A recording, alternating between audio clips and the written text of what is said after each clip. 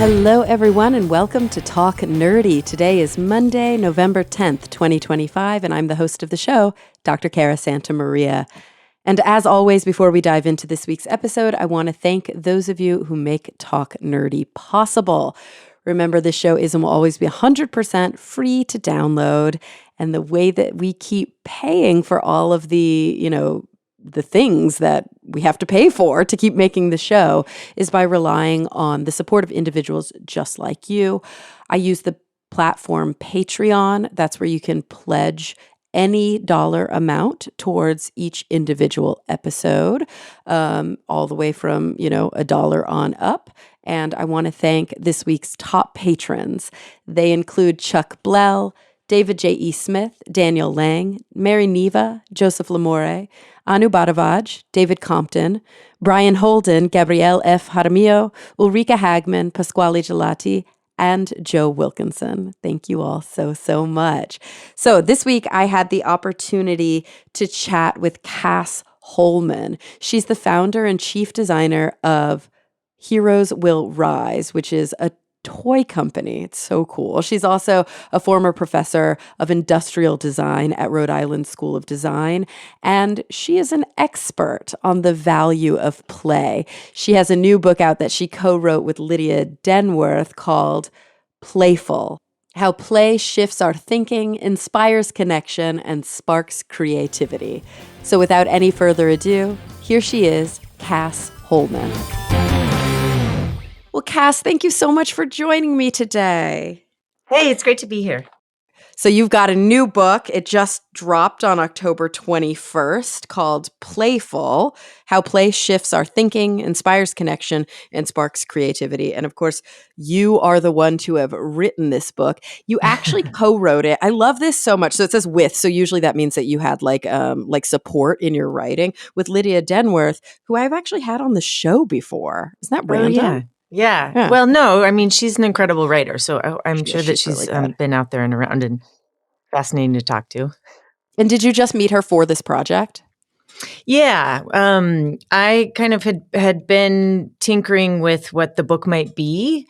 Mm-hmm. I have a really incredible agent, Kirby Kim, who kind of started the process and planted the seed of a book that I kind of wanted to write versus I'd had other invitations that were kind of less appealing and felt a bit too instructional around play and design. And so he was just, he and I had a really interesting first conversation. And so I wanted to keep working with him. And so for a couple of years, I'd kind of send him like, maybe the book is this, maybe the book is this. And finally, he kind of said, you know what, can I just put you in touch with somebody to help figure out what this is and help kind of organize some of the concepts and really kind of get this moving.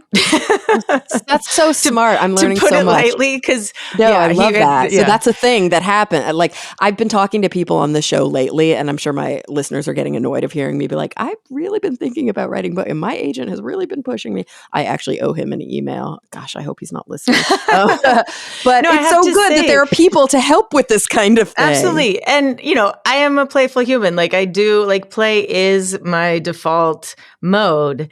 And writing for me, like, I love writing as process, but I and I have had 13 years as an academic. So of course, like going through tenure processes and things like that, like it's significant amounts of writing and proposals and writing grants and things like that. But it's not my favorite way to play. So by bringing on a collaborator, Lydia and I were able to kind of have a more playful process. And so that made a huge difference for me in kind of wanting to be writing. And then of course, like the evolution of the ideas was just like went from a speed of turtle to a speed of rabbit the minute that I had someone else to play with. I love that. Okay, there are so many questions I have for you. First, because I always start this way because I am somewhat academically oriented. So I didn't realize, I guess, in your bio and things that you have an academic background. So I'm looking now, like you're a professor of industrial design at Rhode Island School of Design. So what did you study in school, and like what was your degree process? My undergraduate degree, I started. I was at UC Santa Cruz, and Hmm. I had done a little blip at Cal Arts in art school, and I think Okay. a combination of not really taking to LA along with kind of wanting a broader exposure in my Hmm. undergrad, I wound up going to UC Santa Cruz instead of staying at Cal Arts, and I studied. I wanted to know everything. I really kind of had a lot of things that I had in mind when asked, "What do you want to be when you grow up?" But Hmm. the question stressed me out immensely because I didn't want to decide. I was like, "Wait, Yeah. I have to be one thing. What is that? Wait, it has to pay the bills. Hold on." So, um, but in the early '90s, I think there was less pressure than there is now on the thing that you study becoming, that having to be something that was a utility in the service of your income. So, Yeah. so I was able to, I think the process was a bit more playful. Like I was able to take classes that I was interested in and pursue things that I loved and interested me, which ran the gamut from, the natural sciences to philosophy and feminist theory. And so when the time came to declare my major, I kind of balked and ran. I took Mm-hmm. so I Hmm. took some time off. Also, by that phase, I had been working full time. I had to work quite a bit in undergrad, and I had been a short order cook and then worked my way up through into some nicer kitchens. So I was pretty distracted from the actual studying part of undergrad. So it was a Yeah. nice break to kind of reassess what I was doing there and whether or not having a degree or continuing to do that was right. Yeah. And so I had an opportunity to go work for my aunt and uncle who are research scientists in the Galapagos Islands. And so I Ooh. went and worked with them for a year and a half Wow, you were in the as a Galapagos for a research. year and a half? I was, yeah, they had been there Oh, for cool. decades. Um, in fact, my uncle was at some point the director of the Charles Darwin Research Station there, and they always needed assistance. So I kind of helped sail their boat, and which the boat was the research vessel to get around to all the different islands. Focused primarily on lizards and iguanas. They're herpetologists Oh my and God, shut studying up. So wait, when was biodiversity. this? When did your uncle work there? I This wonder if I met him when I Oh, was in maybe, the yeah. Galapagos. Howard Snell. That's He was amazing. there. I mean, they were there, I think, through the 80s and 90s. Um, and then, he was also a professor at University of New Mexico, Very cool. Albuquerque. So he had to kind of bop back and forth as well. But so yeah, after being there for a while and loving it, I kind of realized I wanted to kind of find and pursue my own passion. And Mhm. as much as I loved the natural sciences and the understanding and seeing in front of me biodiversity and the impact of things like overfishing and the climate change, I also was terrible at science.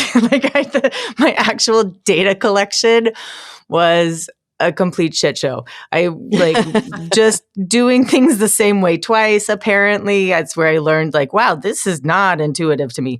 And Mm. and so I kind of knew that my calling still lay in probably the fine arts, and I continue to be drawn to some of the more social issues and the kind of cultural studies elements that I was finding in the gender studies department, which it was then called. Mhm. So when I went back, I declared my major in fine art with an emphasis on sculpture and feminist theory, which Oh, I wow. think, in my mind, is exactly a toy designer. I love I it. didn't know it at the time, but all of those things combined, I'm like, yes, this makes perfect sense. Um, So yeah, so that was kind of my. I think your question was about my undergraduate degree. Maybe I Well, may it have was lost about the how you, thread. yeah, how you got to where you got. How I Like, got here. I guess I didn't realize there was so much academic work that went into getting to where you are now. Well, yeah. Um, I wound up going back to school.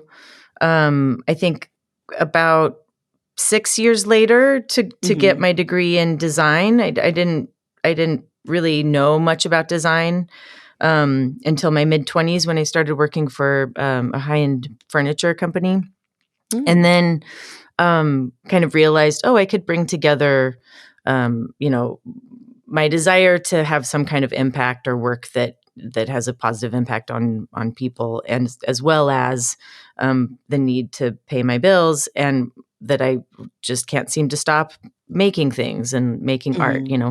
but they all felt pretty separate at that stage. Um, so yeah, I went back and I went to Cranbrook, which was incredible and very self-directed. And it's funny because at both UC Santa Cruz and Cranbrook, neither of those are institutions that had, well, at the time, had grades.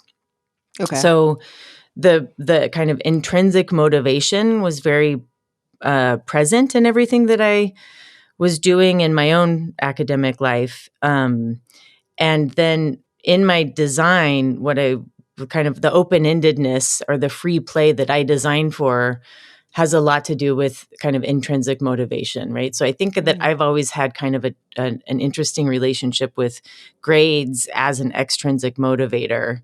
Um, and as an academic myself, then when I had to give grades or kind of try to understand the function of grades with my own Yeah. students or even with my own approach to the curriculum, it was a little bit tricky to figure out or kind of admit that it was something that was important to the students, in part because of financial aid and things like that.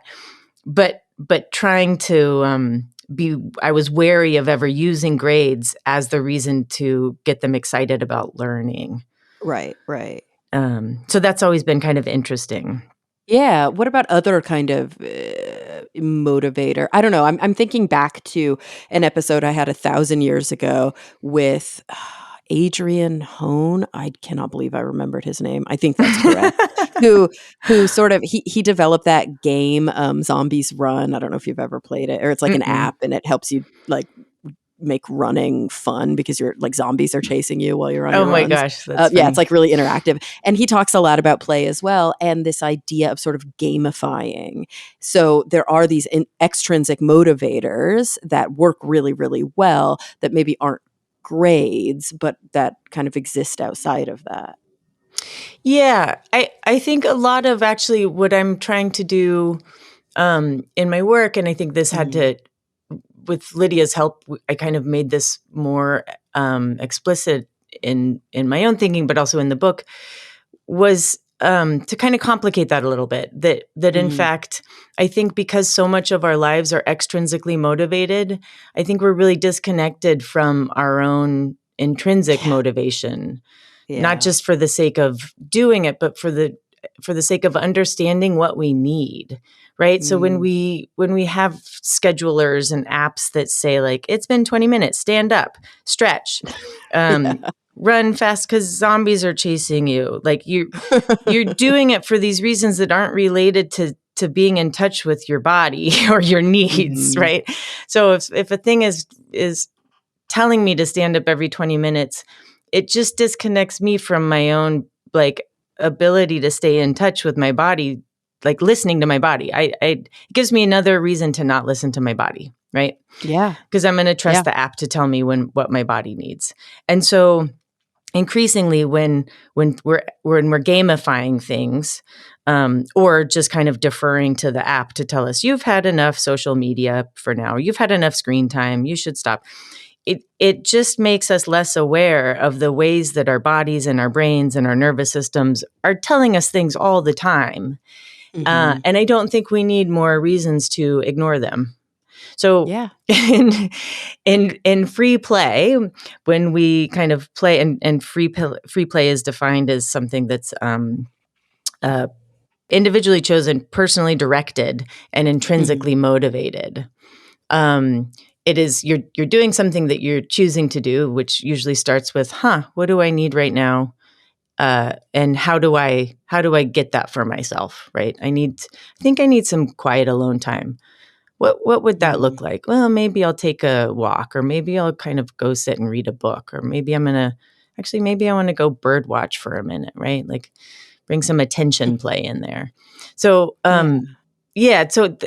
with free play and with adults in particular, I think because we're kind of used to doing either, what's on fire in front of us, which is the case and fairly often, what our downtime looks like. Yeah, definitely. Or we're kind of doing something that we know has some like extrinsically motivated value. Like I'm going to do what pays the bills, or I'm going to do, the thing that feels productive, or the thing that gives me that reward that lights up my reward system in a way that's really immediate and kind of visceral, like video games and gamified apps. Yeah. I think about this idea of free play, and I think about it. So I'm a psychologist, but I've also been in therapy for a really long time. And so two things come up for me. One is this idea that like kids do it all the time naturally. We know this. This is, our pets do it. Like every other, even our adult pets. Like I have a 15-year-old dog and he plays. And I used to have a therapist who would always say to me, there are three, he likes to think of it as like three pillars of mental health, like a three-legged stool. And so obviously a three-legged stool is only stable if all three are present. You knock one out and you fall over. And he would always say it's work, love, and play. And however you define it, work could be school. So nice. It could be, I love that, because he was like, everybody forgets play. And people just don't prioritize it in their lives. They really focus on the work and the love, whether it's familial or platonic or, romantic love or, your academic training or your career or just the way you make money. But then the play part, it's like, gosh, without play, our mental health suffers in a deep way. Well, and I think even the other two legs of the stool suffer. I think like my partner and I, we're slightly different in this. Like and we talk a lot about the ways that they feel really connected and the ways that the things that make me feel really connected. And like I feel most connected to them through play.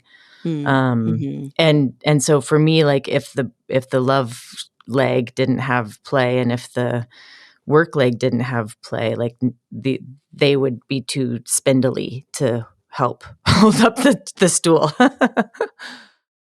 And so I guess let's go back a little bit as an expert on play. Like, how do you define play? What is play? Play, this one, it's hard when I'm just defining play in the broader sense. And George Bernard Shaw once said, play is like love. It's too big to define. It's impossible. Wait, and actually, you know what? That may not have been George Bernard Shaw. I love it. I may be conflating some of the quotes that I use. I play in the broader sense is kind of anything that's that we choose and that we pursue just for the pleasure of it. And of course, I can elaborate in many directions about kind of what makes play, different based on culture and experience and life stage and things like that. But I think at its simplest, play is something chosen for pleasure. Yeah. Okay. And so kind of there's, I don't want to say a purity to it, but it's like there's not other motivators that are taking over. There's no like secondary gain other than just pleasure. Well, and this is where I think free play differs from a lot of play, particularly for adults. So when I've, in the 20-something years that I've been doing this and talking to a lot of adults about play, even when I was designing for and primarily focused on children, adults always want to talk about their own play. We tend to we like to talk about ourselves. But so even while I was talking about children, adults were like, what about us? This is also how I came to write this book.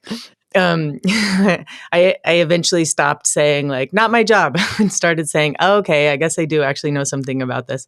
But what I found is that adults see their most common play, or the play that we know that we do, is kind of our video games or sports, both of which tend to be very structured, and involve extrinsic motivators within them, right? That you're playing soccer in order to win, or you're playing in order to score, and in video games you're playing in order to level up. There's all kinds of extrinsic motivators. A point is an extrinsic motivator. Yeah. And then along with that, the elements, or the ways, the activities that adults did talk to me about how they play, like going out with friends, happy hour, barbecues, and things like this. They almost always mentioned, and I noticed it as something that people noticed and thought was important. It was often kind of facilitated by substances. So they would say like, I can play once I've had a couple drinks, or I love dancing, and we start with a couple drinks and then we dance. And so that also became kind of interesting to try kind of unpack, what is it about, either alcohol or marijuana or whatever chosen substance of choice, that helped people release inhibition. And relates a lot to like some of the advice, some of the kind of, I have these 3 tenets of things that adults can do to reconnect with free play. And the first one is releasing judgment, which I think happens when we, when alcohol is involved, or substances of some kind, because people are able to kind of release judgment, with the help of that. And so, we were thinking about, what is it about adulthood, or what is it about kind of what we perceive to be a social construct of seriousness, or our need to kind of, feel successful, so we don't do the thing that we might be bad at, or we don't want to, dance publicly because we might look silly, or, wear certain clothes that are that different from everybody else's, because then we'll stand out. Like this, it's very like the kind of social contract we learn throughout puberty, I think sticks with us into adulthood in a way that is not helpful to play. Yeah. Yeah, I think so too. And I mean, you're so good about talking about this without judgment, but it's something I struggle with as somebody who had a lot of that kind of, shall we say, experimentation. I wouldn't say enhanced play, because I was young at the time when I was like, to me, it was a form of play, experimenting with substances. Yeah. But that's all behind me. And so as a 42-year-old now, it's very hard to even find events or have, go out and play with friends and with partners and things where they're like, wait, you don't want to, because I don't drink. And so they're like, you don't want to have it. And I'm like, to me, that impedes the play. Yeah. I don't know. It becomes something else. But for some people, it's like they I hate to say they need it, but they think they need it. Maybe that's a good way to put it. Yeah. And I think, I think that there is the process of doing the kind of the work to get to the place of not needing it is hard. And usually involves conversations with the people who you want to play with that are unusual, right? Like saying to somebody, listen, I want to go dancing with you. You all are going to drink. I'm not going to drink. Here's what I need in order to be able to do that. Like, don't ask me if I'm going to have a drink. Like just know, like, I'm here with you don't feel like I'm a bummer because I'm not drinking. I think there's a weird like I've noticed this before. There's in my periods of not drinking where there's a sense that like we're all in it together, yay! And if you're not drinking, you're like not participating in the same Right. way, Yeah. and you're like, Yeah. but I'm here. We're all here. I'm here, Yeah. laughing, And I'm actually dancing. like here. Yeah, right. Like there's a point where you stopped being here. Yes, Sometimes, yeah. maybe not. And I think it also other people suddenly have to think about their own consumption if they're aware that you're not consuming with them. So it gets Right. Yeah. complicated for everybody. But so having the conversation beforehand will often make it so that everybody can be present and you don't have to, while you're in the play, suddenly have an awkward conversation about the play, right? So this is this Mhm. kind of, even with making art as a artist, designer, creative person, I find myself, and this was also where it was really helpful to have a collaborator in trying to parse out some of these ideas.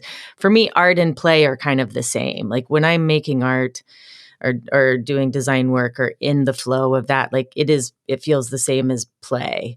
I mean, it is play, but it kind of feels the same as like when I'm at a really fun dance party. And when you're kind of in it, to talk about being in it or to talk about what's making it good kind of pulls you out of it, right? To reflect on the thing while you're still doing the thing can sometimes be kind of antithesis to flow. Mm-hmm. Um, and so, yeah, having those conversations ahead of time, I think that it requires trusting the people that you want to play with, but to move into that space of not knowing and the kind of like awkward discomfort of the uncertainty of wow, we've never had this kind of conversation before, and also maybe I've never done this thing sober before if it's a nightclub or um, can actually be much like that requires trust and also can be really surprising. I think from the people that I've talked to who've done versions of this, they're like delighted by how well it went, and that their Mm-hmm. friends showed up and said, "Oh, actually, I want to do the same. Let's do it. Let's try next week." Yeah. Um, and Yeah. so trusting that they do want you to be there and will show up and hopefully be curious as well. Of course, I'm going to do the thing that you said always happens when you are doing interviews because we are a narcissistic species. But I think about, the struggles to find, not to find time to play. I hate to even put it that way, but to prioritize play Mhm. in my life. And one of the things that I do, I've only recently started like learning metalsmithing, which has Oh, been cool. yeah, it's been so fun because I've never been an artist. My partner's an artist. I've always been like the scientist. I never identified with it. But of Yeah. course, I feel like I found an outlet and it does feel like play. And I find myself getting lost in it for hours and hours. Oh, But that's also, fantastic. yeah, it's amazing. But also in terms of social play, one thing I've always done and always really enjoyed and continue to enjoy is poker. And so I'm Oh, curious how wow. poker, like how Yeah. gaming fits into this kind of conversation about play because it is very structured and there is that sort of, for me, it's about the game itself. I don't like playing in casinos and I don't like playing online. I like being with Mhm. people Yeah. at a table. That's the most Well, fun. in But also I like winning. psychology, Right. Yeah. I mean, poker is kind of like personality play, isn't it? Oh, it's a huge part of it. And it's math and it's all the thing Yeah. and it's luck and it's emotion regulation and all the things. But it's also you can win at the end of it, which Right, yeah. Yeah, so which kind of takes away from that free play well, it's component. gonna be free play, but it's still play, right? I think that so, Right. the I promote free play, but I think it's gonna help all of us play if we are having this conversation and there's like a larger dialogue and some common language in order to talk about play and Mm. see the ways that we play, understand that it's important, and then, let ourselves do it more, embrace it more, support each other doing it more, that it gets brought into the workplace more, that washing dishes can be playful, making breakfast can be playful, that it doesn't have to be a big giant gesture that looks like, balloons and confetti. Mhm. Um, that play also can be quiet. I mentioned that kind of bird watching or even reading a book can be play. Mhm. Writing is can be immensely playful for many. And so there are all of these ways that we already play, and of course, like even the poker, or this conversation. I think I get the impression that likely, social play and playing with language is probably part of your play, Mm, and mhm. or just Yeah. like like the curiosity that you bring to all of your conversations is a form of play and an element of like what makes a playful human, or what makes for a kind of a playful mindset. Yeah. Curiosity is such a big one, which I think particularly in these times is incredibly important. Not just because Yeah. it helps us connect to people in a time where it'd be easy to feel really disconnected, but it also to enter something with curiosity and have a practice of curiosity will make us more comfortable with all of the unknowns that surround us. An important question, and I think it's one that you really like focus on and tackle is this idea of like how, and that's such a sad thing because what we're not really asking is how to how to play, how to be curious and I guess engage in these things that really are fundamental to our existence. But maybe in a way, it's how do I get rid of all the stuff that's preventing me from tapping Mm, into that? You know what I mean? It's like, I yeah. think that there is a natural state of play, but we've like superimposed all of these repressive things on top of it. Yeah, yeah. I think that adults have learned not to play. Like Mm-hmm. we all know how to play, even if we're somebody who's really, really repressed it.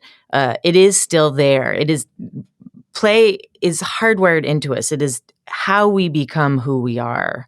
And I think as we come up in elements of school and elements of culture, a lot of the ways that families and religion work teach us not to play. And in fact, in many Mm-hmm. ways, we develop a certain sense of shame around either the way we want to play, or our instinct to play itself becomes somewhat shameful.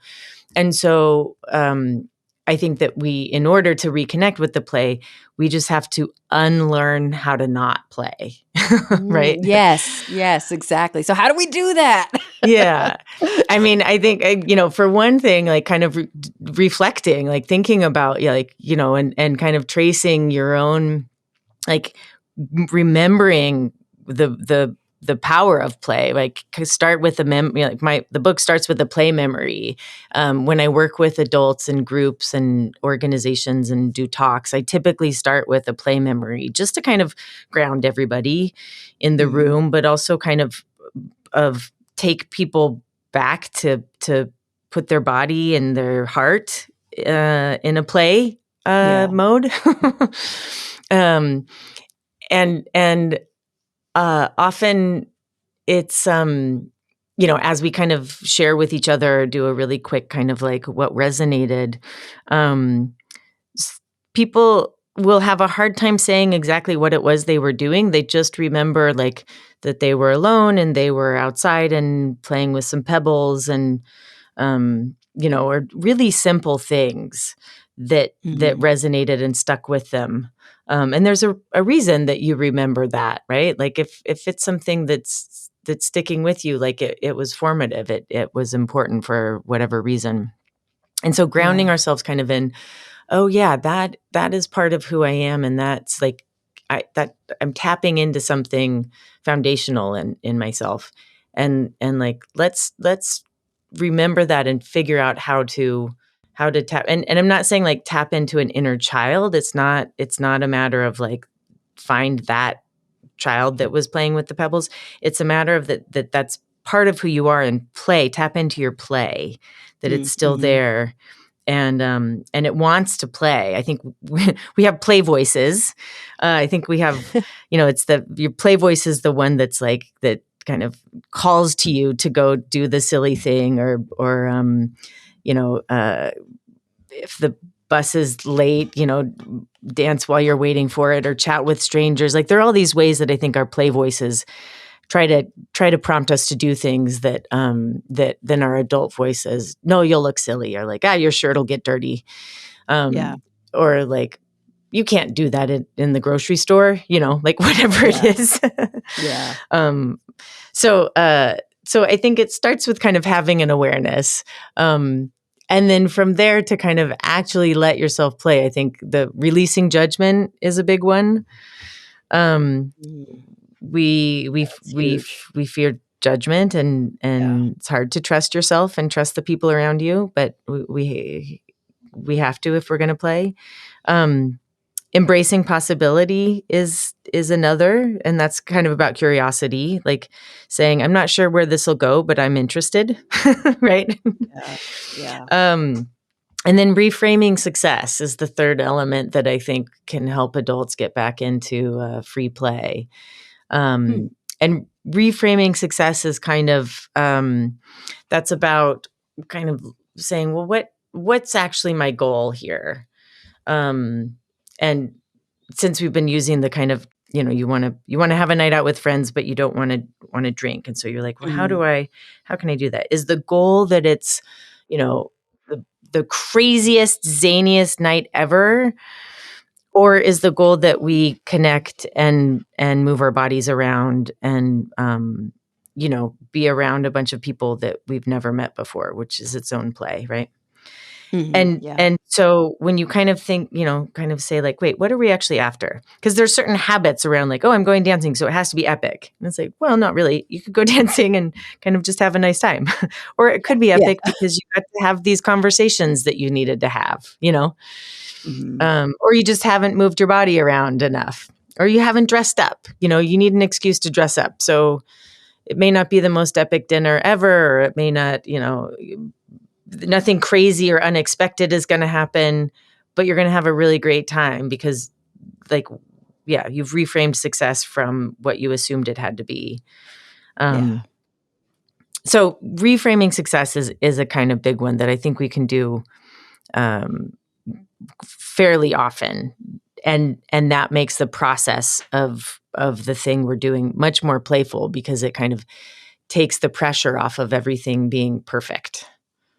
And don't you think, like, if we engage in play more regularly at sort of smaller doses, we avoid that, I don't know what to call it. You probably have a name for this, but that sort of disappointment or that rebound that we sometimes get when we try and make engaging in play such a special event that we put so much pressure on it. And then when it's over, it's like we have like a depression episode. Yeah. Yeah. I mean, I think that's in part because of expectations. And our expectations, like there's so much, like you said, the pressure and the expectation is such that like it could never be that, which is fun. I think anticipation and planning, I call it possibility play. It's its own kind of play when we kind of like fantasize and imagine the future, like what this vacation is going to be like, or like what this dinner party is going to be like, or my birthday party. And even if everything goes off without a hitch, like it would be really, oh my gosh, or wait, weddings, forget about it. Yeah, that's a great example. That's like probably the most common. Sorry, as a queer person, and to be honest, I don't really believe in marriage. I'm like, I forget about that. That's probably, like the Pinterest boards, like all the things, the planning, that is its own play that unfortunately gets conflated with an actual event that could never live up to, for sure. Yeah, what people want from it to be. But so this is just to say, yes, you're right. The planning is its own play, and if we could be aware that. Or if we could separate the planning from the event, then both would probably feel way more better and have less pressure on the outcome. Oh gosh, it's so much, it's so, how did we get to this place? I mean, is this just a function of capitalism? Like, can we blame capitalism for all of this? But yeah. So, I mean, and you could trace, so at its core, play is, and free play is like unrelated to outcomes, right? But everything else we do, and I really, I don't like using terms like everything, but it is almost everything else we do, one way or another, is tied to capital. Um, Yeah. Yeah. and And it sucks the so joy out of everything. we need to justify it, or I mean, time is money, right? Like at its core, the term time is money. I mean, where do you go from there? Like, Mhm. don't tell me what my time is. You know what I mean? Like Yeah. the way we chart time, the way that the way that our ethics are structured. Mhm. Um, it's the way that our optimism is structured, the way our dreaming is structured. Possibility play is often play that people, when they're fantasizing or dreaming outside of their means, a lot of it Right. is about it, things. It's about how they look, and we affiliate it looking like that with it feeling a certain way. Like if I could be on a yacht, it would be like that, right? So Yeah. yeah, I think that again, kind of reframing success and increasingly realizing that what something looks like has nothing to do with what it feels like. Um, Uh-huh. and finding things that like have felt good that you have had. Um, and they might look like, that one bonfire in the backyard, or that one cookout at the park down the street, or, the getting the kisses from the puppy. I don't know, like the really simple things that fill your heart, Mhm. um, that can't really be bought. Uh, Right. I think we can start to kind of restructure our priorities.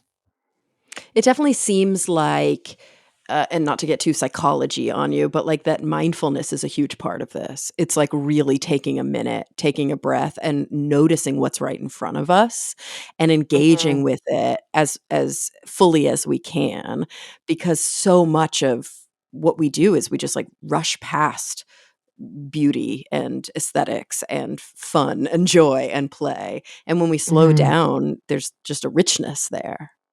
Yeah.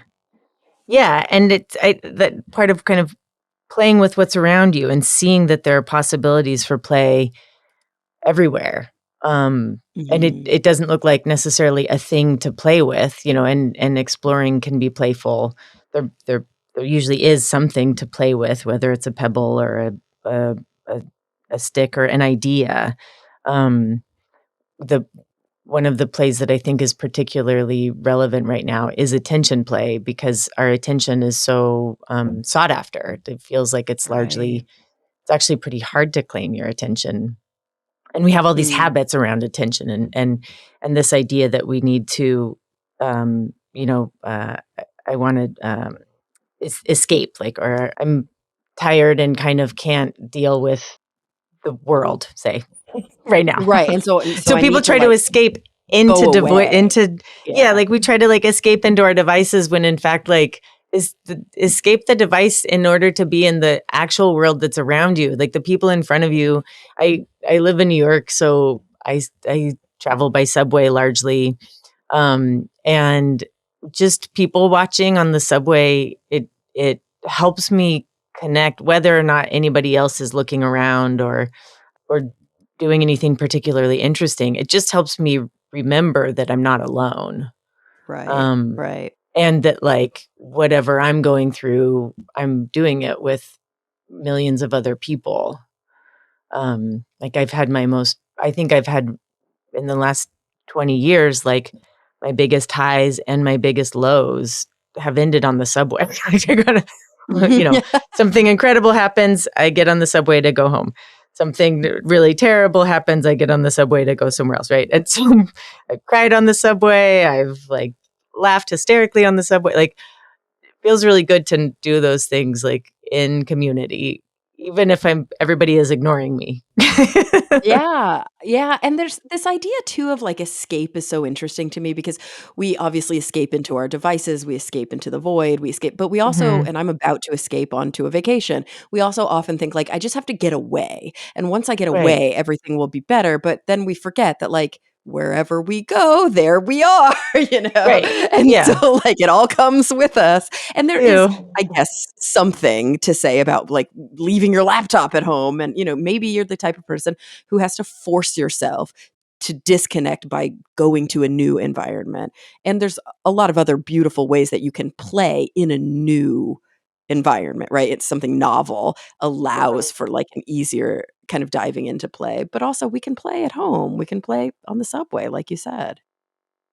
Yeah, and I think that um there's I like to kind of specify that we don't play so that we can get back to work, or like if Right. if if you're struggling, if you're going through a hard time, or if you're like struggling with the uncertainty of the world right now, play isn't a thing that we do so that we can get back in the fight, right? Play is like Mhm. how we fight. And I Mhm. think we're seeing that right now, with the way that protests are happening in the US and around the world. Yeah. That it's been so sustained, the reasons, to be frustrated and mad, and the reasons to protest seem to continue growing. And, Yeah. um, and anger is not sustainable. Um, and it doesn't kind of bring us together to help feed us while we're continuing to do whatever, to fight in other ways that we might be fighting for whatever cause it is that we believe in. But it's in play, and again, play doesn't always look like balloons and streamers. We can sustain that. Like we play while in it, you know? Yeah, I think that's such an important and beautiful point to kind of go out on. I don't want to keep you longer. I know you have a meeting you have to get to. It's been such a joy to talk to you, but I'm just really curious right here in the last minute or two. Obviously, there's a lot in the book that we didn't get to. Are there any kind of major points, or is there anything that you feel is important for the listener to hear before they go out and pick up the book and read more about your work? We didn't even talk about your work Um, as a toy designer. Like, there's yeah. so much there. Yeah. Um, yeah, imagine the ways that you probably do play in ways, and think about those. Um, and it's not it's play isn't another thing that you have to now be good at, right? Like you brought up mindfulness, and I remember once Mhm. hearing about mindfulness and thinking like, ah, fuck, now I have to like go be good at that too, right? You're Like, right. Yeah, yeah, I have to, like, I'm master gonna this thing. and I'm not only speaking to the sea of overachievers who may be listening to this, but the way you cook breakfast. So this morning, as many mornings, I opened the fridge and was very shocked by what I found, which because I just never know. And I was like, oh, okay, that's about to go bad, and this thing, and that's gonna let me try. So I'll just kind of take things out, whatever is either about to go bad or we need to use up, or I know nobody else is gonna eat. Uh-huh. And then I kind of see what can happen with that. And that is my playful approach to breakfast many, many days a week. And every once in a while, it's like shocking. And I feel like, oh, wow, I really pulled something off that one, and other times not so much, but it's a fun, it's a fun exercise of experimenting. And by reframing success is not, I'm going to have the most delicious breakfast ever, but success is, I'm going to use up a bunch of things in the fridge, and have fun in experimenting with combinations of kimchi and peanut butter and whatever Yeah. else I. So yeah, so it doesn't have to play isn't a thing that you now need to make time for or put on your calendar and schedule for yourself. It's something that in everything you do, you can enter it more playfully, and it will help you be in touch with your own play, but also your curiosity and your humor and your love in many ways. I think that the play has a lot of love in it. And Yeah. I'll plant Yeah. that seed for people to also be curious about. Ugh, I love it. Well, gosh, everybody get out and play. Don't even get out. Stay in and play. Just play. I'm so grateful to you for taking the time today to help us, reorient our thinking towards play and get past some of our hangups about play and remember what is so natural to all of us and how to kind of prioritize this, not just for our mental health and not just to get back to, to make everything else better, but just because it is an of itself an important part of being alive, right? An important part of being human. And it's so important to reconnect with that. So thank you so much for spending the time with us, for writing the book, for doing the important work that you do. Oh, thank you. Thank you for having me. Thank you for all your playful conversations. And I love your curiosity. It's a gift to us all. Oh, and everybody listening, thank you for all of your playful curiosity and for coming back week after week to learn about all of these really interesting topics. I'm really looking forward to the next time we all get together to talk nerdy.